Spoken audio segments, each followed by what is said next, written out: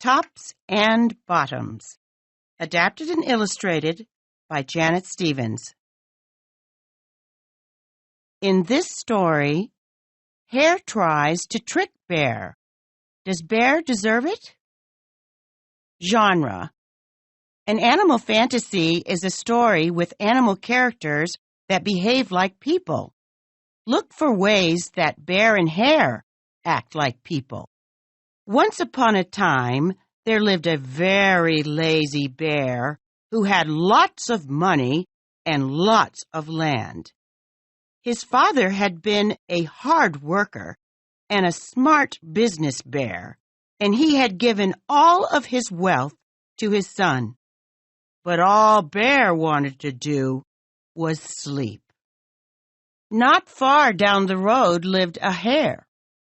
Although Hare was clever, he sometimes got into trouble. He had once owned land too, but now he had nothing.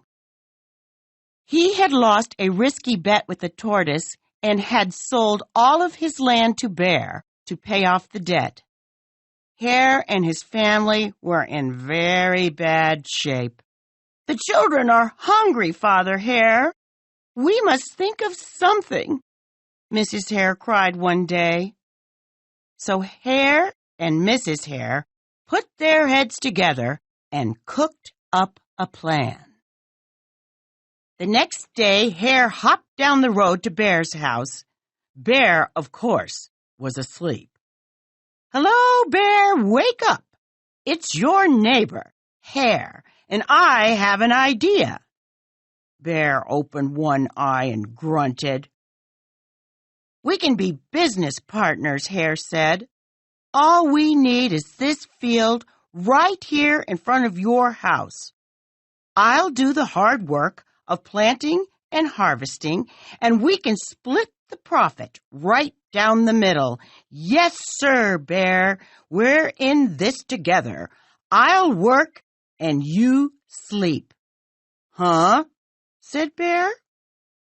"So what will it be, Bear?" asked Hare. "The top half or the bottom half? It's up to you. Tops or bottoms?" Let's see," Bear said with a yawn. "I'll take the top half, Hare." "Right, tops." Hare smiled. "It's a done deal, Bear." So Bear went back to sleep, and Hare and his family went to work. Hare planted, Mrs. Hare watered, and everyone weeded. Bear slept as the crops grew. When it was time for the harvest, Hare called out, "Wake up, Bear! You get the tops, and I get the bottoms." Hare and his family dug up the carrots, the radishes, and the beets. Hare plucked off all the tops, tossed them into a pile for Bear, and put the bottoms aside for himself. Bear stared at his pile. "But Hare, all the best parts are in your half." "You chose the tops, Bear," Hare said. "Now, Hare, you've tricked me. You plant this field again, and this season I want the bottoms." Hare agreed. "It's a done deal, Bear." So Bear went back to sleep, and Hare and his family went to work. They planted, watered, and weeded.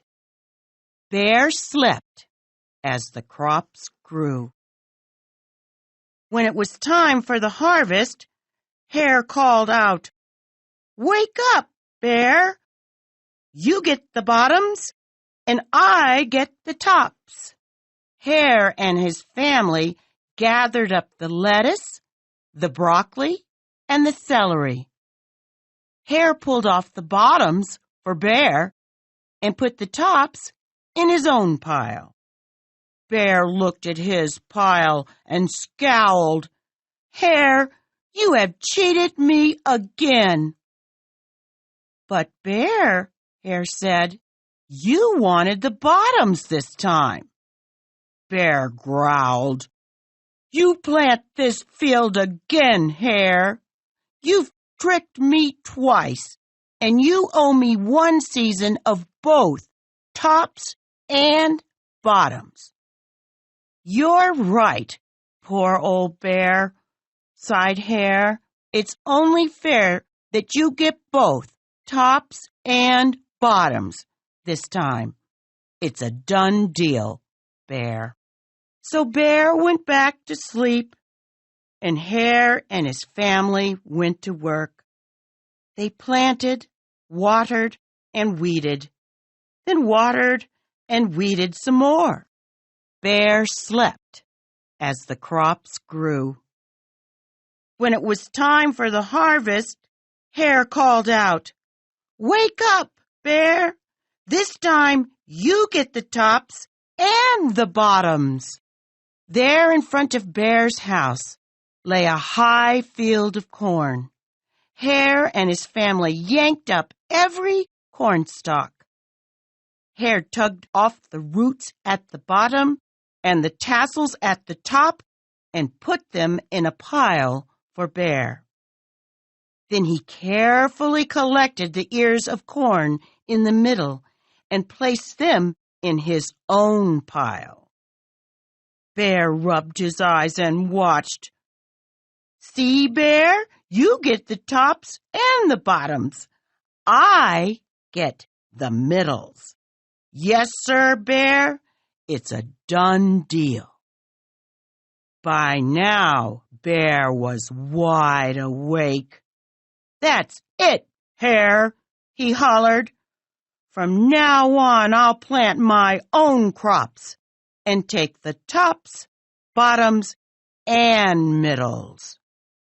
Hare and his family scooped up the corn and hopped down the road toward home. Bear never again slept through a season of planting and harvesting.